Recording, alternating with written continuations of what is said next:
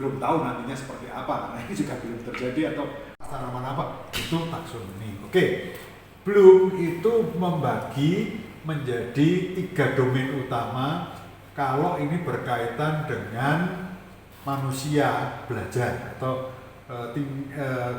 domain ranahnya itu ada kognitif,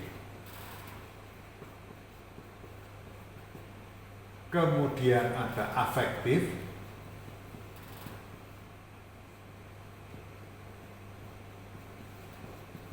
ada psikomotorik.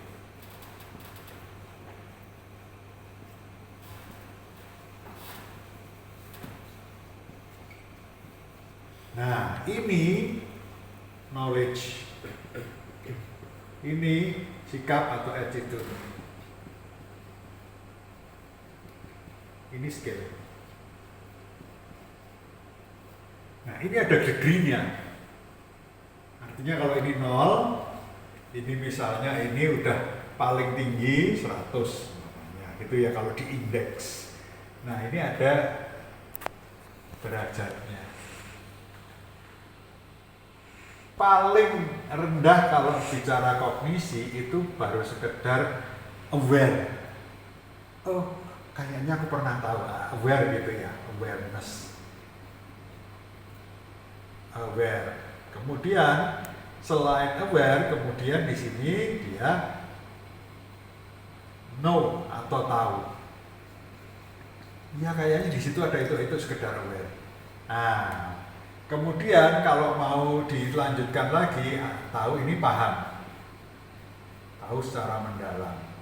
Nah, kemudian lebih jauh lagi nanti mampu untuk menularkan atau merelay ya di situ,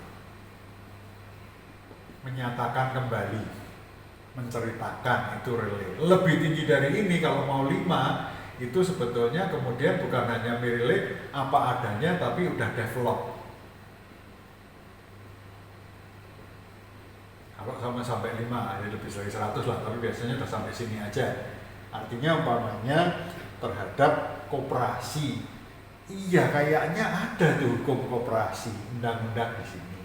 Tahu aku ada hukum atau undang-undang nomor sekian tentang koperasi, tapi aku nggak paham. Paham itu berarti oh iya ada undang-undang nomor sekian mengenai perkoperasian, isinya ini.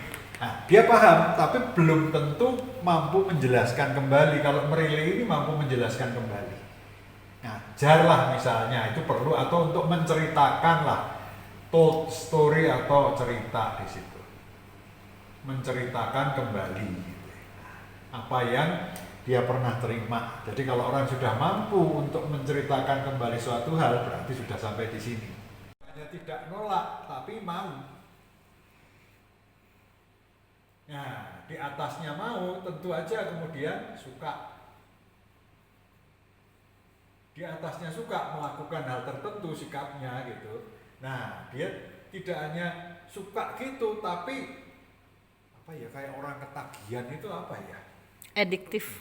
Ya edik gitu ya, ketagihan gitu ya, nyandu lah gitu ya. Menikmati, nah ini sikap. Jadi misalnya tadinya kebaik itu ya sekedar ikut, lama-lama enak juga ya, mau. Nah terus lama-lama suka. Pak Latif, nah itu bagus Pak, ke Sukabumi, saya suka. Aku juga. Nah, itu di sini itu. Tapi kalau udah sekali ke sana kemudian pengen ngulangi, itu nyandu. Oleh karena itu kalau kita bicara perubahan, kadang-kadang kan yang kita cari itu sampai minimal tidak nolak. Syukur-syukur nanti dia nyandu. Nah, itu di sini. Nah, kalau ini beda lagi. Tentu saja. Ini mulainya dari sekedar gerak, asal gerak.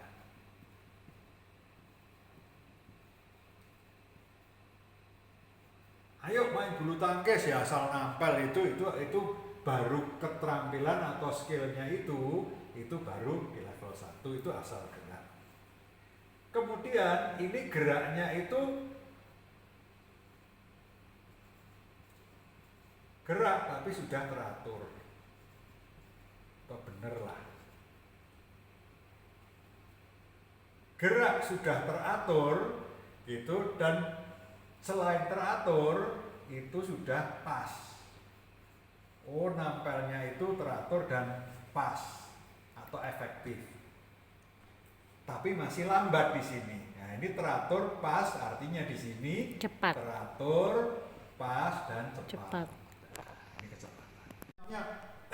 Orang itu mau dilatih, mau training apa-apa, ini masing-masing nanti objektifnya seberapa.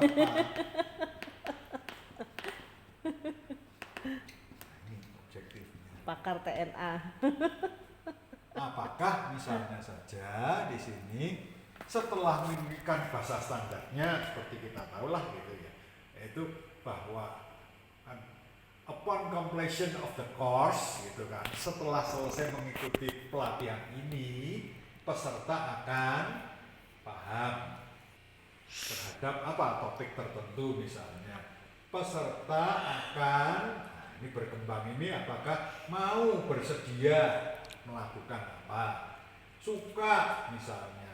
Biasanya kalau itu training mengenai sikap nggak langsung nyandu sampai di sini aja, atau bahkan kadang-kadang cuma sampai di sini, itu sudah bagus di situ. Kalau itu training mengenai skill, misalnya diajari apa ya Pak Iwan ya, ngelas gitulah ya misalnya ya, itu tujuannya misalnya paling enggak ini sampai ini dua inilah antara ini. Mungkin belum bisa cepat, nggak apa-apa ngelas, tapi sudah pas gerakannya. Nah itu berarti pada level yang sudah tidak hanya satu, bisa 3 gitu ya. Nah ini kalau kita bagi menjadi 4 kurang lebih seperti ini. Setelah selesai mengikuti pelatihan, pengambilan keputusan strategis dan seterusnya, sehingga sikapnya bagaimana? Nah, dia misalnya suka memutuskan hal-hal yang strategis.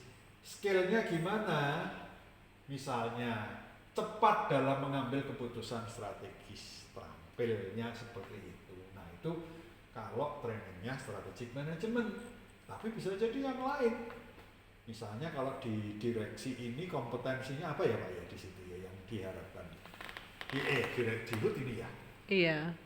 Misalnya itulah apa berhubungan dengan pihak-pihak eksternal. Nah, berhubungan dengan pihak eksternal. Apa trainingnya misalnya? Di situ komunikasi misalnya.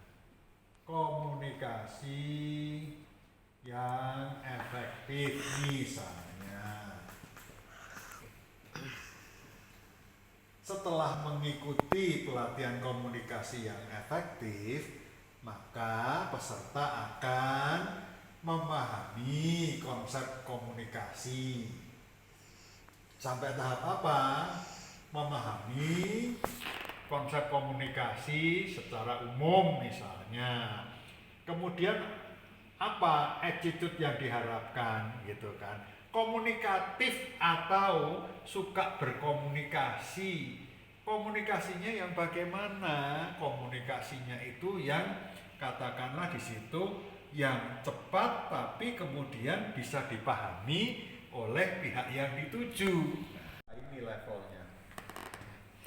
Oh, tidak nolak, mau, suka, nyandu. Nah, misalnya apa di situ? Orangnya komunikatif. Komunikatif itu berarti apa? Lebih ke arah sikap kan? Sikapnya bagaimana? Suka berkomunikasi dengan orang lain, suka menjelaskan berbagai hal pada orang lain. Di sini nggak cukup di sini, nggak cukup hanya ya tidak nolak kalau berhubungan dengan orang lain, nggak cukup berarti di sini. Tapi kalau sudah kecanduan berarti apa? Ngomong terus bisa jadi, atau pengen ketemu orang terus gitu ya. Begitu ada orang oh ditemuin gitu, nah itu sudah sampai di sini. Mungkin cukup di sini, nggak usah sampai di sini, bisa. Tapi untuk orang-orang tertentu gitu, mungkin cukup di sini. Yang penting mau ngomong lah. Kan di situ. Nah, soft skill itu apa? Nah, karena ini konsep semua, pemahamannya mengenai konsep, maka apakah dia aware ada strategic management? Ya tahu, tapi apa ya? Aku pernah dengar, itu cuma di sini. Tapi aku tahu strategic management. Aku paham strategic management. Aku mampu menjelaskan kembali apa yang diungkapkan di dalam strategic management.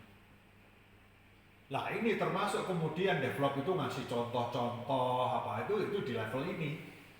Oke Pak Klasi, tak setujui apa permintaan, tapi besok pagi betul harus seberangkan aku, jangan bohong.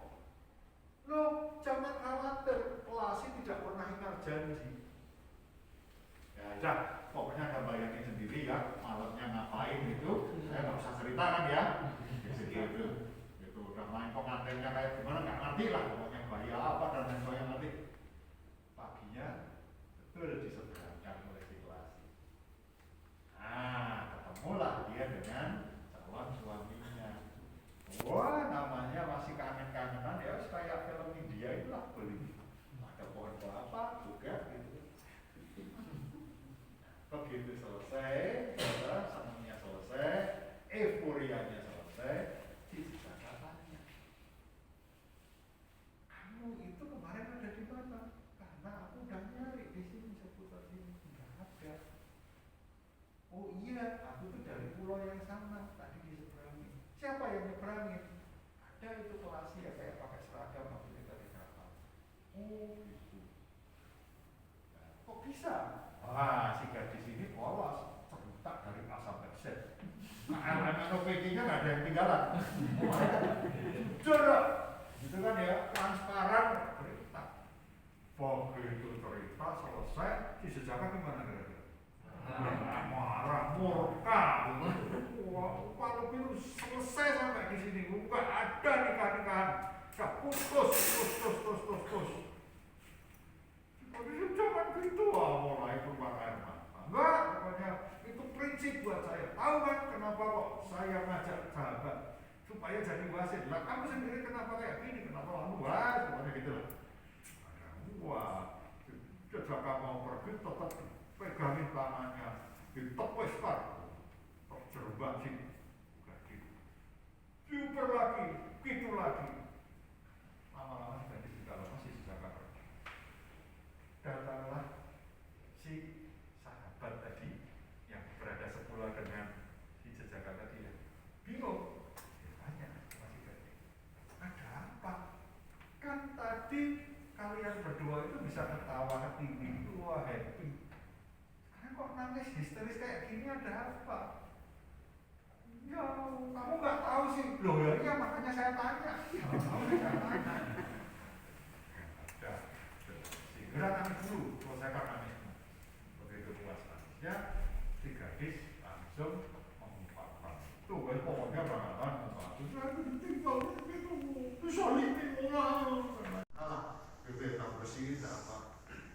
Terus kadang-kadang dia bergerak, si gadis melihat, tuh, itu ada yang dikalungi. Oh, teropong. Dibeli dia.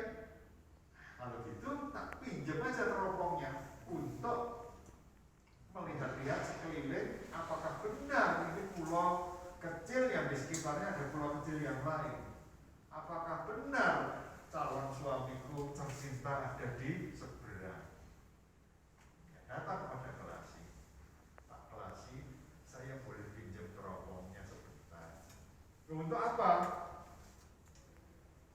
Dia cerita latar belakangnya saya itu mau menikah, ini kejadian kayak gini. Nah, saya mencari-cari di sini calon suamiku tidak ada. Oh, oke. Sambil masih tetap cuek aja dia betulin atau ngoprek seperti itu, dia berikan teropong. Gadis menerima itu, kemudian menyatakan pandangannya. Ya, malu itu, oh iya benar pulau kecil itu kosong. Loh, itu di seberang itu, wah dia coba lagi. Begitu sih sahabat. Tapi mana pujaan hatiku, gitu kan kira-kira ya. Begitu tidak lama dia menemukan ternyata, wah senyum dong, gitu kan ya. Pujaan hatinya masih hidup selamat. Tapi senyum itu tidak lama, hilang lagi senyumnya. Saya senang, tapi saya nggak bisa nyebrang ke sana. Saya nggak bisa berenang, nggak bisa saya nyebrang. Sudah, jadi dia masih diam, dipegang itu sambil bengong, apa teropongnya dipegang.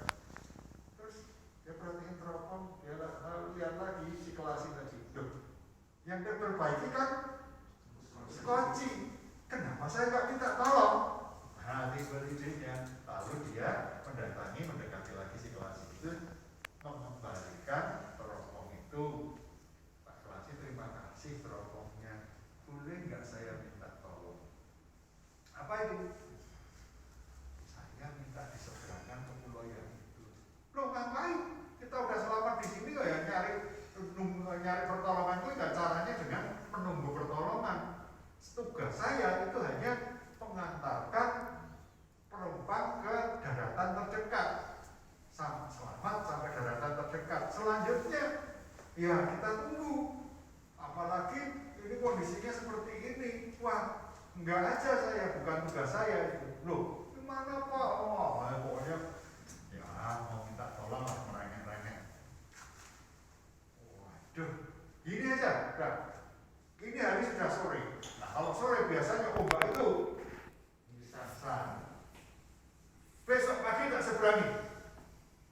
Pagi, bener ya, bener. Tapi ada syaratnya. Apa syaratnya? Semalam nanti kita main pengantin-pengantinan. Loh, maksudnya gimana? Loh, kan kamu katanya mau jadi pengantin. Itu calonmu. Jadi kita main pengantin-pengantinan. Oh, kok begitu? Loh iyalah. Kamu mau jadi pengantin, kan harus paham gimana caranya jadi pengantin. Orang mau kerja aja pasti ditanya pengalaman. Nah, kan gitu kan, pengalamanmu jadi pengantin kayak apa? Jadi, wah ngamuk juga. Pengantin masih, wah pokoknya sumpah serapannya. Ternyata di dekat situ itu ada seorang yang ya sudah taruh bayar, tidak jelas itu siapa. Dia dekati yang namanya orang lagi pengen curhat ya. Wah dia dekati. Pak, gimana nanti dulu anakku, sabar gitu. Oke, tenang kan. Tolong perkenalkan dirimu, baru kemudian bicara masalah. Nah, kemudian pelan-pelan, Bapak ini manusia Pak, saya adalah seorang tokoh agama.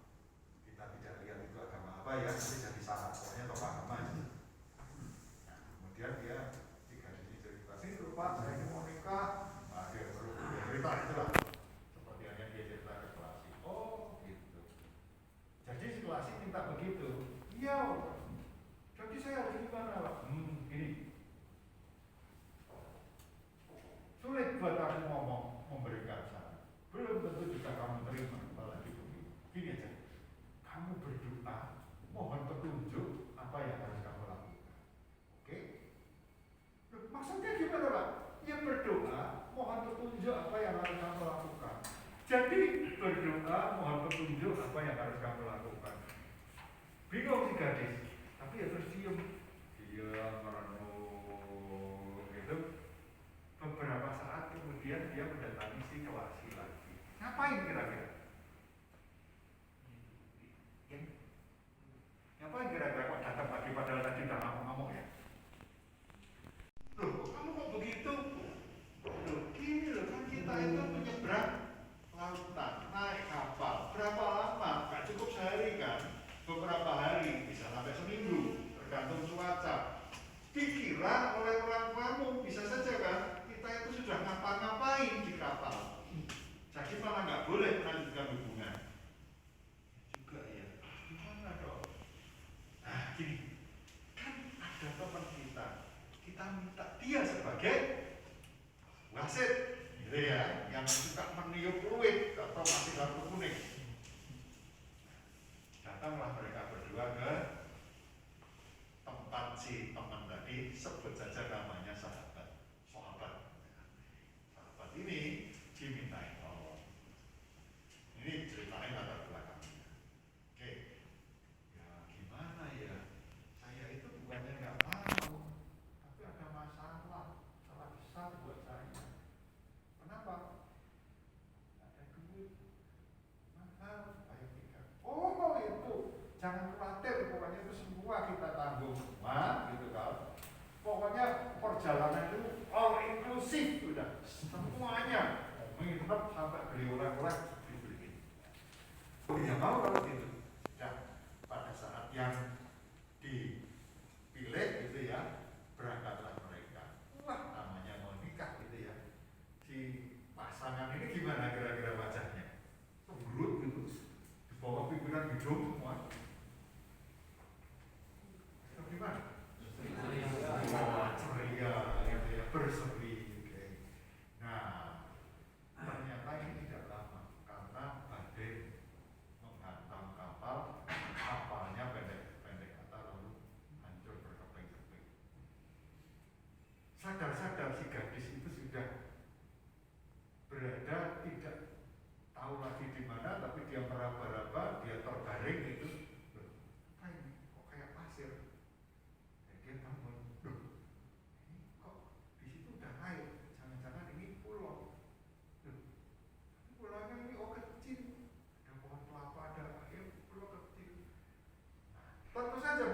maka dari itu apa yang dicari dia?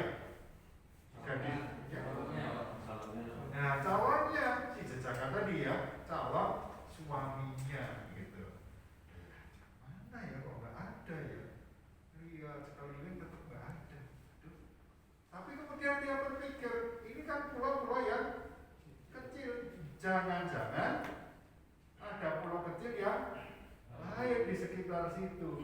Itu dugaan si gadis. Gimana caranya saya udah memijinkan mata juga nggak lihat. Pada waktu dia menyambungkan pandangannya itu kemudian berhenti pada seorang sosok yang berseragam seperti waktu di kapal. Nah kalau pakai seragam kira-kira apa itu Pak? Apa? Paling tidak awak buah kapal ya. Kalau dia tidak tahu ya awak buah kapal atau kelasi lah paling enggak gitu ya. Mungkin nakoda bisa jadi paling tidak pakai seragam itu.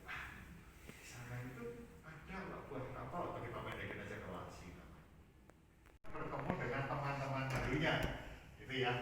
Nah, di antara teman barunya ini ada yang lama-lama makin dekat, yang kemudian makin dekat menjadi BTM gitu ya. Dan mereka pacaran, kemudian ya pada waktu itu tentu saja bukan kayak TTM seperti di lagu itu, tapi lebih serius. Oke, sudah pacaran lama, terus gimana? Mereka sepakat untuk melanjutkan ke jenjang yang lebih serius lagi, yaitu menikah atau ke jenjang pernikahan. Betul. Oke, kalau mau menikah berarti si laki-laki, si cowok yang sebut saja namanya jejaka. Tentu saja si jejaka harus apa ini? SOP-nya kalau mau nikah. Ketemu, melamar ke orang tua si ya. Oke. Tapi manggut-manggut dan menyauti. Oh, kalau begitu gini aja ya. Kamu itu masih muda. Kesempatanmu masih banyak. Sudahlah, yang sudah ya sudah. Emang kalau kamu nangis, kalau itu yang nggak salah, saya tidak mengatakan salah enggak. Sementara kelompok 2 mengatakan yang teguh pada prinsipnya seperti hanya kelompok 3 dan kelompok 4 itu adalah yang sementara yang ekstrim paling salah, kelompok 1 mengatakan gadis karena dianggap tidak punya prinsip, gadis karena menghalalkan segala cara. Kelompok 3 4 tidak mengatakan yang paling salah gadis, tapi yang paling salah di sini adalah sahabat karena yang kelompok 3 mengatakan serakah ini pagar-pagar tanaman. Beda-beda. Tapi kembali lagi, lo ya nggak apa-apa loh, ini negara demokrasi kok. Bebas. Pertanyaan selanjutnya kan, ini kan pendapat kelompok ya. Kesimpulannya seperti itu. Pertanyaannya, apakah secara pribadi Anda sama semua dari awal?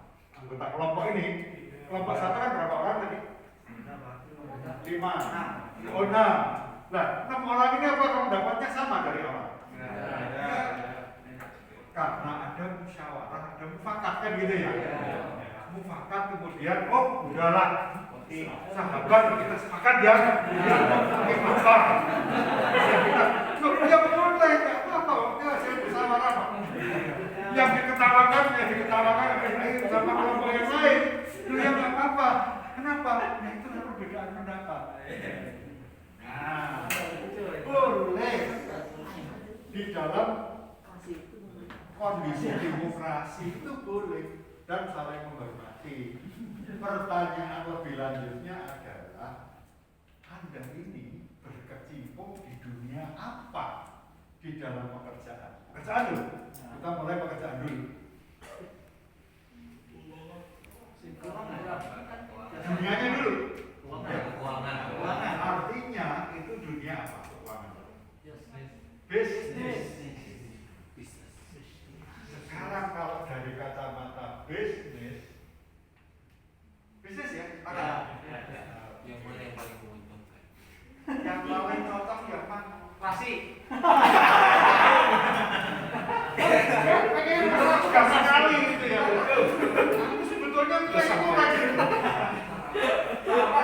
Sama Pak. Sahabat atau klasi dulu? Masih. Masuk sekarang prinsip bisnis itu apa? Kira-kira yang sederhana ya. Yang paling menguntungkan.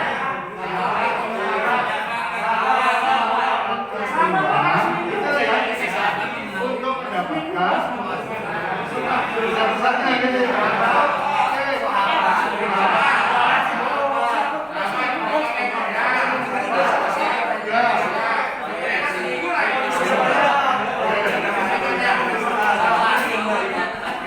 Maunya dapatnya seminggu. Kita tadi sahabat sudah dapat belum? Belum. Pasti ada usaha ya. Betul, tidak ada usaha. Yang sudah dapat keuntungan. Iya kan gitu ya, jangan cerita loh ya. Artinya siapa yang lebih untung? Tapi kalau sahabat betul-betul dapat ceritanya beda tentu saja ceritanya. Oke, jadi yang nomor satu karena sudah real dia dapat. Tapi kemudian di dalam benak atau dalam imajinasi di antara Anda ada, wah kalau sahabat enak dong seminggu. Ya karena pikirannya sudah sana. Oh ya apa? Boleh namanya demokrasi ya. Baru kemudian setelah sahabat siapa? Setelah kelas itu.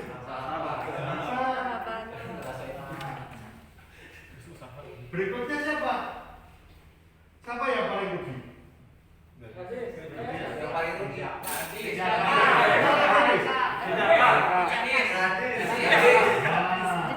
Oke, paling ya berarti itu. Kalau itu yang ketiga siapa?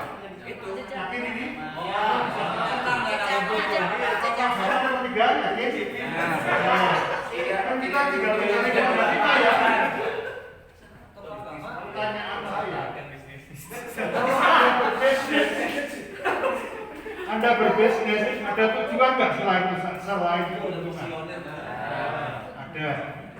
Misalnya apa? Selain keuntungan, tujuan bisnis Anda apa?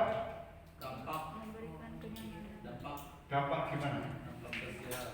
Dampak sosialnya bisa berkembang atau meningkat enggak selain keuntungan misalnya. Nah, kalau begitu kita kembalikan itu pada kasus si gadis dan jejaka tadi. Kembali pada tujuan ya. Tujuannya mereka berdua apa? Menikah. Oke. Dan di antara itu, oke, memang tidak tercapai tujuannya. Yang pengorbanannya paling besar di antara dua, pengorbanan tidak harus berupa uang saja ya. Tapi ya perasaan dan segala macam. Siapa? Gadis. Kalau begitu, si gadislah yang paling rugi kan gitu ya. Nah, jangan hanya uang loh ya. Tapi kembali lagi, kalau itu bisnis murni. Nah kalau bisnis beneran gitu ya, secara lengkap bisa nggak kelasi ini dalam jangka panjang? Nggak bisa, itu cuma tunggu orang kesasar aja. Gitu lah. Atau kamu menipu bisa jadi, atau ya pokoknya pakai akal-akalan atau pakai licin-licinan lah, atau menunggu orang kepepet. Dia nggak nipu memang terus terang, tapi nunggu orang kepepet. Nah masa nunggu orang kepepet terus bisnis? Kan nggak yang normal. Oke, kalau bisnisnya itu hanya melihat keuntungan saja, memang ini urutannya. Loh, kenapa begitu? Karena di dalam bisnis harus ada pertimbangan untuk benar atau enggak? Bisnis itu harus jeli melihat peluang, dan kemudian apa? Memang harus diwujudkan peluangnya. Saya jeli kalau melihat peluang, tapi habis itu diam aja. Nggak bisa. Itu mungkin hanya pengamat bisnis ya. Tapi kalau pelaku bisnis selain jeli, dia juga harus mewujudkan peluang itu menjadi keuntungan untuk mencapai tujuan. Tentu saja kalau itu cuma bisnis ini pamrih, bisnis ini hitung-hitungan nggak? Hitung-hitungan. Bisakah bisnis seperti halnya tokoh agama? Bisa nggak? Kenapa? Ngambang, nggak ada action. Mosok misalnya Anda didatangi calon anggota, Pak, gimana? Di sini apa yang bisa dilakukan? Oh, berdoalah dan nggak bisa. Bisnis itu harus jelas. Ngomong berapa atau apa gitu jelas. Oh, kami ini lembaga simpan pinjam. Nah, aturannya begini loh. Kalau Anda nyimpan segini, ini akan disalurkan kemana saja. Kalau gitu, Pak, saya mau nyimpan, tapi bukan duit. Apa yang mau disimpan? Istri kedua saya. Wah, ya nggak bisa kok. Oh, ayo jelas. Oh, nggak bisa kalau istri kedua. Kami hanya menerima simpanan berupa. Nah, misalnya, loh, mamanya gitu loh ya. Nggak bisa bisnis saya tokoh agama tadi. Tapi apakah tokoh agama selalu salah dalam masyarakat? Tidak. Hanya kalau bisnis dia tidak cocok kan gitu ya. Nggak salah. Cuma nggak cocok gitu kan ya. Mosok orang tanya ini terus apa yang harus saya lakukan dalam pengisian? Oh ya berdoalah, mohon petunjuk untuk mengisi. Dia kalau kayak gitu. Ya, bisnis itu harus jelas. Terbuka, jelas. Ini begini. Gini, saya mau nyimpen sapi. Wah, ya sudah tolak ya ditolak. Waduh, maaf, kami tidak.